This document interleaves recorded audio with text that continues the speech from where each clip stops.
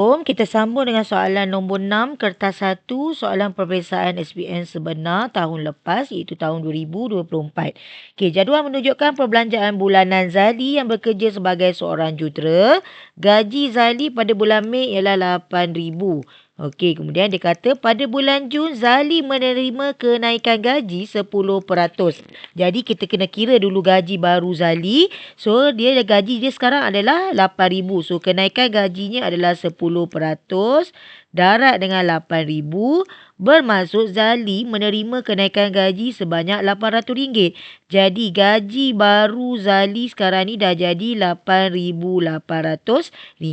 Kemudian dia kata dekat sini lagi, dia telah meningkatkan simpanan tetap bulanan sebanyak RM200. So sebelum ni simpanan dia RM800. Sekarang ni bila gaji baru, dia dah upkan lagi RM200. Bermaksud dekat sini dah jadi RM1,000. Sebab RM800 tambah dengan RM200. So perbelanjaan lain ni semuanya tak berubah. Jadi kita kena kira dulu hasil tambah semua perbelanjaan ni.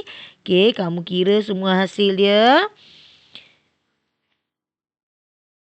Kita akan kirakan dekat sini.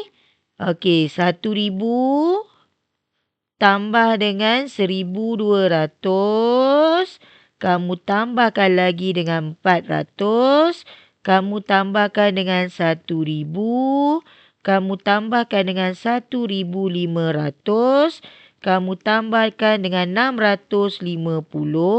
Kamu tambahkan dengan RM600 dan tambahkan dengan RM700. So, semua perbelanjaannya adalah RM7,050.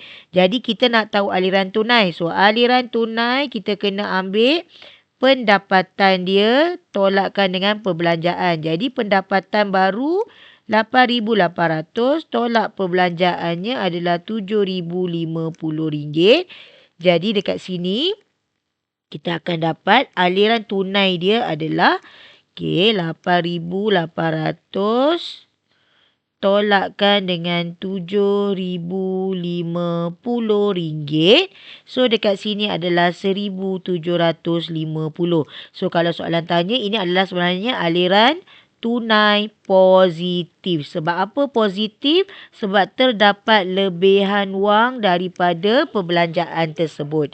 So dalam kes yang ni, jawapan untuk soalan kita adalah C, iaitu RM1,750.